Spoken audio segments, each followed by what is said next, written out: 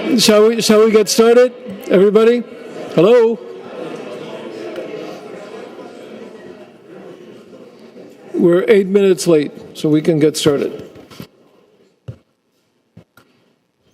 Thank you for taking the time out of your busy schedules to join me this afternoon. It's wonderful to see so many familiar faces, some I haven't seen in a long time, and I would like to explain to you my proposals for the next 2 years. But I would like to start by telling you my future intentions. I hereby formally declare, what many of you already know, that I will not seek re-election 2 years from now.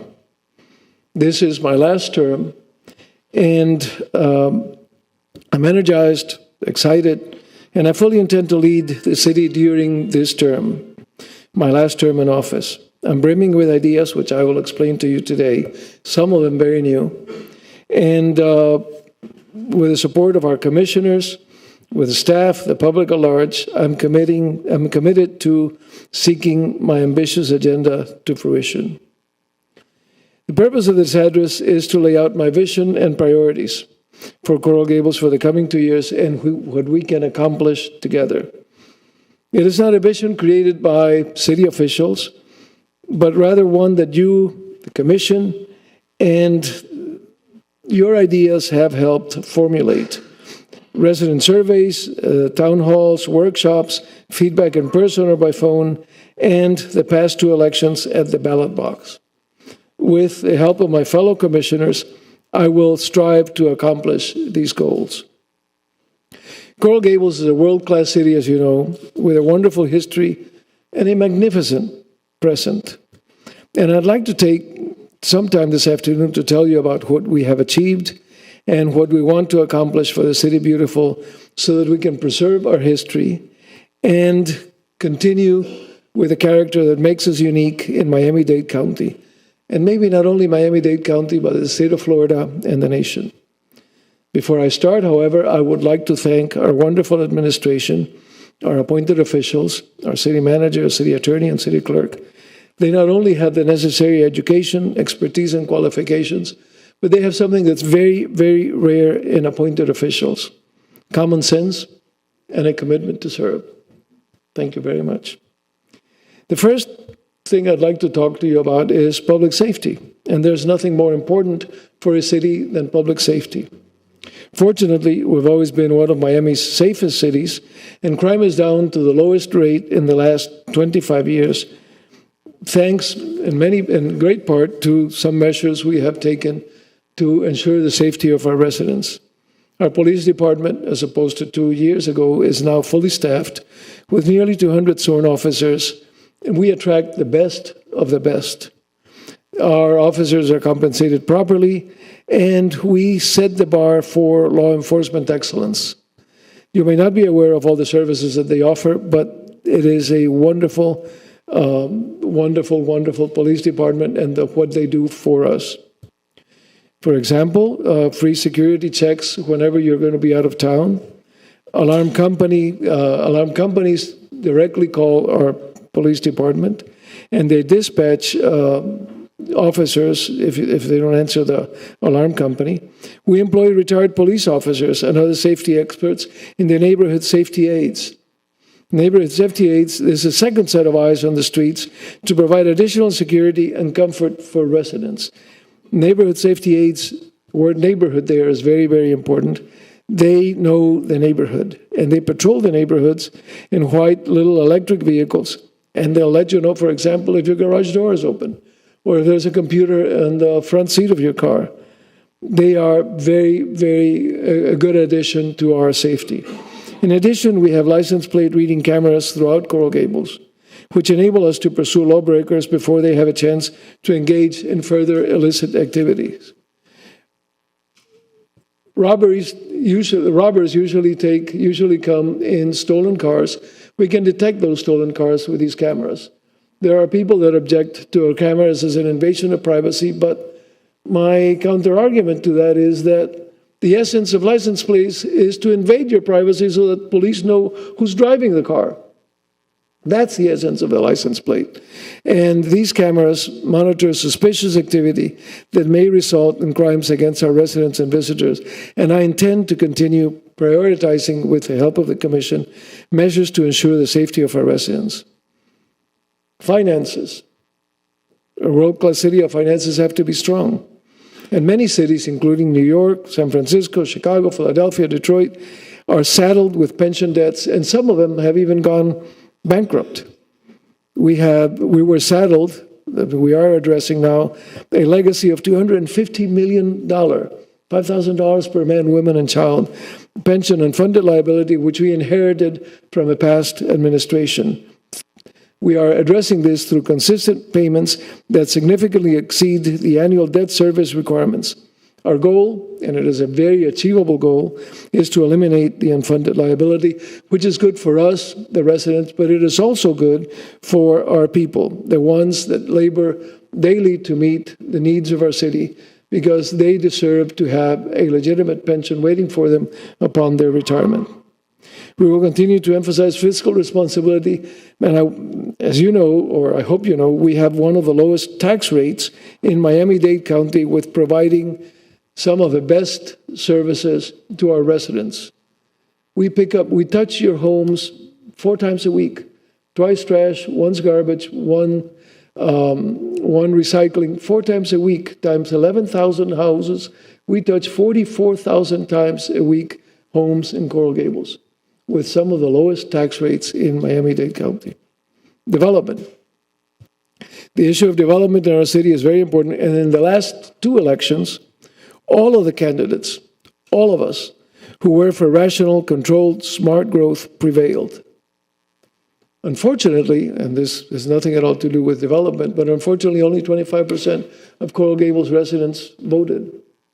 I intend to propose a program with our city clerk and with the voting regulators in Miami-Dade County to get young people to the voting precincts, to the voting booths, to vote on young people issues so that they get used to going and voting. Issues addressed to 10-year-olds, to 12-year-olds, to 15-year-olds, they can go in there with their parents and they can vote so that they know that the vote is significant and that it is important to vote. Back to development. Sensible development generates income for our city, generates job-generating business, keeps taxes low, and provides the speed and quality of services for our residents. I want to emphasize downtown. Our development should be downtown within our strict zoning and development requirements, height restrictions, lot coverage limitations, and other measures that ensure that we are consistent with what we want Coral Gables to be, a livable city of the future. I'd like to think of our city as having a unique approach to development, and I'd like to call it Gables urbanism. Gables urbanism is a smart, lively, and beautiful. Its signature characteristics include parks, art, green spaces, and other amenities that ensure our growth is consistent with what we want Coral Gables to be in the future, a livable city. Finances and a livable city in our downtown. Our downtown is 5% of our geographic area, just 5%. And it provides for 45% of our income. Without downtown, we would have to raise taxes 75%. And yet some people oppose development. We'd have to raise taxes 75%. Again, a world-class city is defined by a vibrant, lively downtown area where residents and visitors can enjoy dining, shopping, entertainment, and nightlife options. For many years, our downtown was servicing our employees, local companies, etc. Today, we have a new life downtown, drawing locals and visitors alike to spend their evenings and weekends benefiting local businesses. How did we achieve this? Giralda Avenue, now called Giralda Plaza, is a shady, beautiful pedestrian street with selfie-worthy public art installations. I didn't see any dogs taking selfies, but almost. And when the umbrellas were there. Entertainment, an area for restaurants to accommodate diners indoors and out. You remember the umbrellas.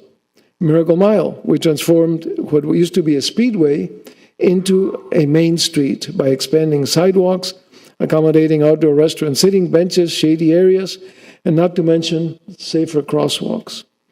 We brought people back, and our businesses are benefiting as a result. We acknowledge, however, the changing composition of our retail mix, but I think that the beauty and magnificence of the street is going to take care of that. Art is also an essential element.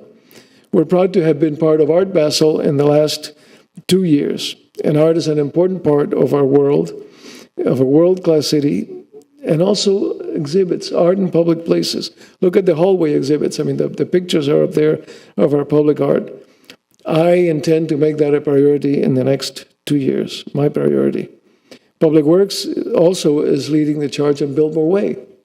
Biltmore Way, one of the main arteries coming out of Miracle Mile, and it goes in a major link with our residential neighborhoods.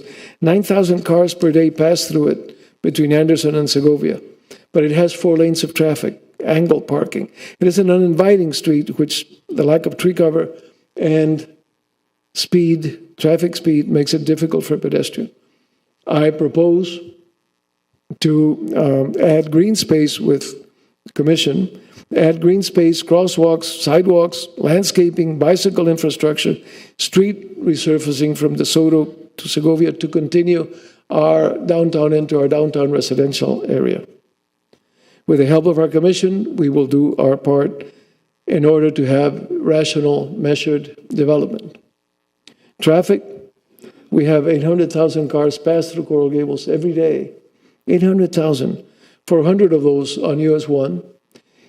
I commit, and I'm sure the Commission agrees and will commit, to install more traffic calming devices and enforce speed limits with our fine police. We go to historic preservation, which is part of George Merrick's bold vision for our city beautiful in the 20s. He envisioned a city on a grand scale that blended color, detail, Mediterranean revival architecture style to create harmony within the environment. Early city planners and visionaries were influenced by the aesthetics of the City Beautiful movement of the 1920s, and it worked. He included public plazas, fountains, entranceways, recreational amenities, including golf courses, parks, waterways, civic spaces, Mediterranean-styled civic buildings like ours, a trolley, a bus system, meandering streets and bridges, decorative street lights, and over 30,000 trees. Restoring and maintaining this infrastructure is an important part for the city's 5-year capital plan in 2023. The Biltmore Hotel.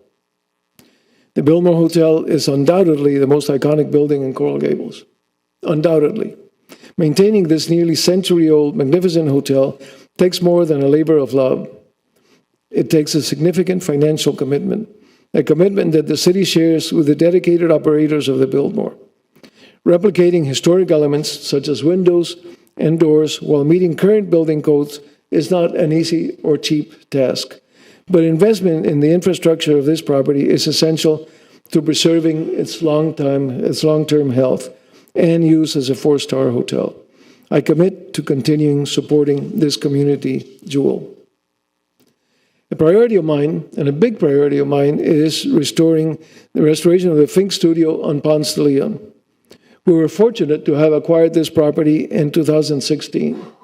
The Fink Studio was the studio that Denman Fink, George Merrick's architect, and the person who designed the city and the first homes, it was at his studio that he did this. And it is a magnificent historic property that is now decaying and deteriorating at a significant pace. It is an important historic resource, and I plan to make it my priority and hope to get the Commission to agree with me to restore this historic building, much like we restored Merrick House. And fortunately, we have the resources to make this a reality. And after a public selection process, and when restoration is completed, its intended use, after a public selection process, will be the home of the Spanish Cultural Center, a 501c3 Florida corporation entity affiliated with the Spanish government that helps promote culture in South Florida. They sponsor art exhibits, theater, films, poetry readings, lectures, book reviews, a very active schedule of cultural offerings. And it'll be an asset for our city to have them call Coral Gables their home again. It'll bring thousands of people to our downtown, which has a spillover effect into our restaurants, our theaters, or whatever it is. This cultural center started in Coral Gables in the 90s. I was the one that cut the ribbon at the Douglas entrance. Unfortunately, when the Douglas entrance changed owners, it was forced to relocate to Biscayne Boulevard. Fortunately for us, they're coming back to our roots, to their roots, and we're lucky to have them. They will, of course, be responsible for paying rent. They will pay rent to us, market rent, and they will be responsible for interior restoration and the upkeep of this magnificent structure. They will be paying rent, and they will pay for the restoration of the inside, not the outside.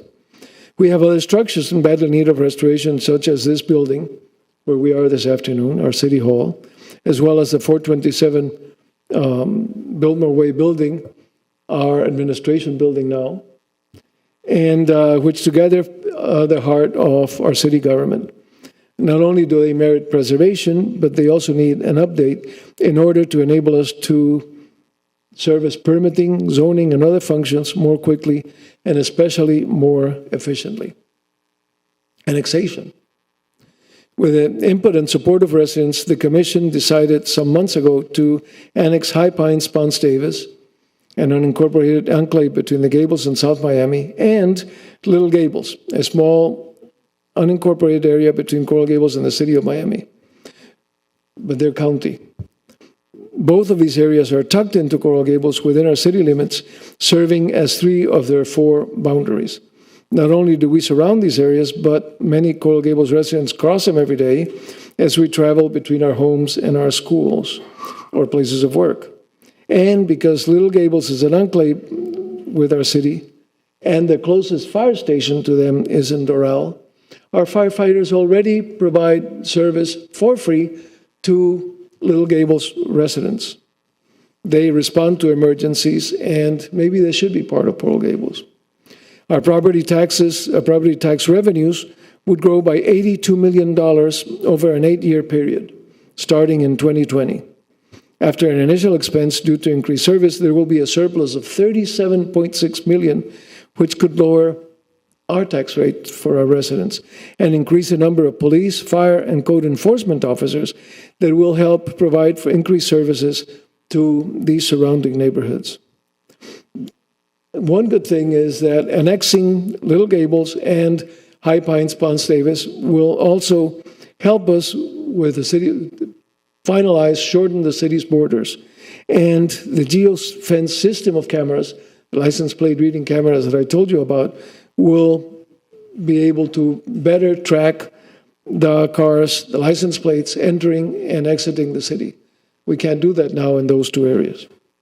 And by becoming part of Coral Gables, these neighborhoods will fall under our zoning and code enforcement strictures, giving us eventual control over what is done there and what is built there, and enhancing the area. In addition, they will benefit from our commitment to preserving the exceptional high quality of life in Coral Gables. This is also one of my priorities. I think it makes all the sense in the world. International. Increasingly, world-class cities are global cities. Our city founder envisioned Coral Gables as a gateway city. It was designed with an international flair. Just look at our villages: the Chinese village, the Dutch South African village, the French provincial village, all of the villages. This was George Merrick in the 1920s. It was designed with his vision, and we have remained faithful to that vision. Our city is home to more than 30 consulates and foreign government offices, 150 multinational corporations. We have forged closer relationship with consulates and revitalized our sister city program so our city can leverage these relationships. We now have Aix-en-Provence in France, Seville, Spain, which is like 50 times our size, Santa Tecla, El Salvador, a city with great technology, Cartagena, Colombia, a beautiful city with beautiful tourism, and Antigua, Guatemala. If you've been to Antigua, there's no more to say, as our sister cities. I propose that we continue to strengthen these relationships so that we can mutually benefit by our experiences and connections. Education. Many families are attracted to Coral Gables because the quality of life our city offers, as well as for the educational opportunities for their children, such as the nationally recognized international baccalaureate programs at Coral Gables Senior High, middle school programs at both Carver and Ponce, and the international language program at our wonderful Sunset Elementary. I'm proud to say that Ponce de Leon Middle was chosen as one of the 9 best programs in the country. One of the 9 best programs in the country. These schools are important community assets. And one cannot be a world-class city without STEM education, science, technology, engineering, and math. International education, these are essential for the future leaders of our great city and will advance our mission to make Coral Gables an international hub for innovation and technology. STEM students open the doors to employment opportunities in infrastructure, technology, engineering, and help bridge the digital gap. That is why the City of Coral Gables, under our leadership, signed an agreement with the Pan American Development Foundation and a subsidiary or a branch of the OAS in June of last year to promote STEM education in the Americas, co-sponsor STEM-related events, and promote fundraising through partners that support our common objectives. An international STEM program, and we are at the leaders of that international event and that international effort. We, Coral Gables.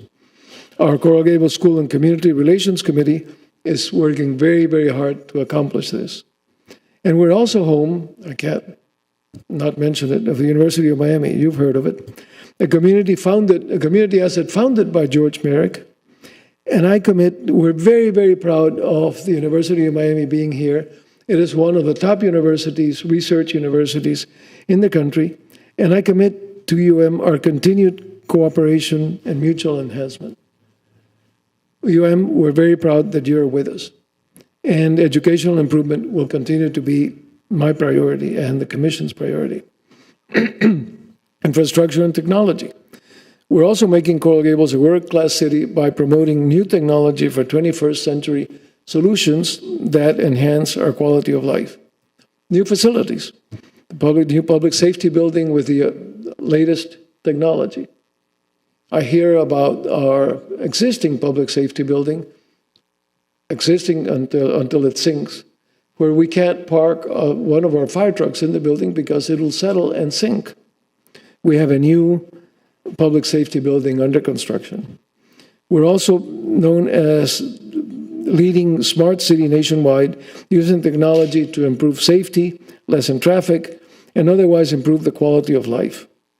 We were chosen last year as one of 35 champion cities and a finalist in the U.S. Mayor's Challenge by Bloomberg Philanthropies. This is a great opportunity to test our skills in development technologies and improve people's lives. For leveraging data and technology to improve our city services, we recently won first place in the 2018 Digital Cities Survey for cities with less than 75,000 population. This recognition was bestowed by the Center for Digital Government at the National League of Cities annual conference in Los Angeles. The city of Coral Gables, your city of Coral Gables. Our municipal services software platform enables the city to electronically manage plant reviews and improve permitting and business licenses, all to service our residents.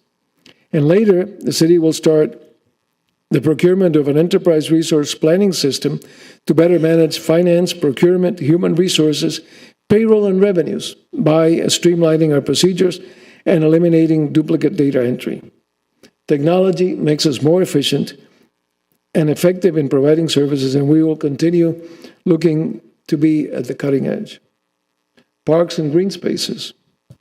Parks and other green spaces are an integral part of George Merrick's vision and are present, an integral part of preserving the city beautiful's livable feel.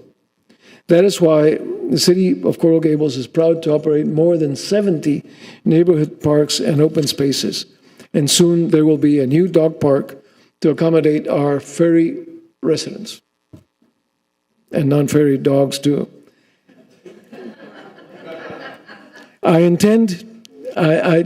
will propose and do intend to try to get a study and develop a metric of how many parks should we have per 1,000 residents, and how do we compare to other cities. If we have 70 parks, then it is not necessarily better if we have 1,000 parks. I think that this should be studied and have enough parks to more than service and satisfy our residents, and I intend to propose that we conduct that study while continuing with our park program. If possible, and I do intend to prioritize this, the addition of even more active parks in order to improve the quality of life for our residents and the active enjoyment of the outdoors by children and adults. And I emphasize the word active. Environment, we cannot leave our environmental responsibilities aside, and I salute our Vice Mayor, Vince Lago, who has taken a significant leadership role in this area. We have over 200 miles of coastline and canal, and sea level rise is a major concern for our city. We must be environmentally responsible and continue our efforts to combat plastic, styrofoam, and other pollutants. I will propose a study on what is discharged through our canals into Biscayne Bay in order to do what Baltimore does, the possibility of filtering this effluent to preserve and improve the quality of Biscayne Bay. This should be studied. Our canals discharging into Bay are full of plastics and garbage. Just look at them. In addition to this ever-present topic of environment, I would also like to start negotiating or exploring the negotiations, venturing with FP&L for undergrounding our power lines throughout our city. Such a beautiful, beautiful city, and to have those lines up there is, I think, very bad for our aesthetics, our safety in times of hurricane, and the livability of our residents. Those transformers, and there are 1960-some transformers in many cases, keep exploding, and our people don't deserve to be out of power. In conclusion, I mentioned my priorities: public safety, fiscal responsibility, smart development, traffic control, historic preservation, annexation, international efforts, education, infrastructure improvements, and the environment. With the support of your commission and you, our residents, I intend to keep our positive momentum going and actively lead our great city these next 2 years, my last 2 years. Thank you very much.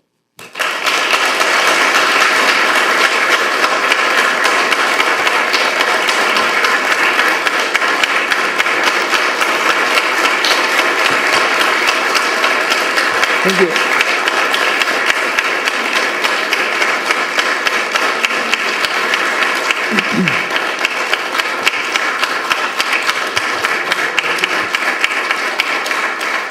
Thank you very much. Thank you.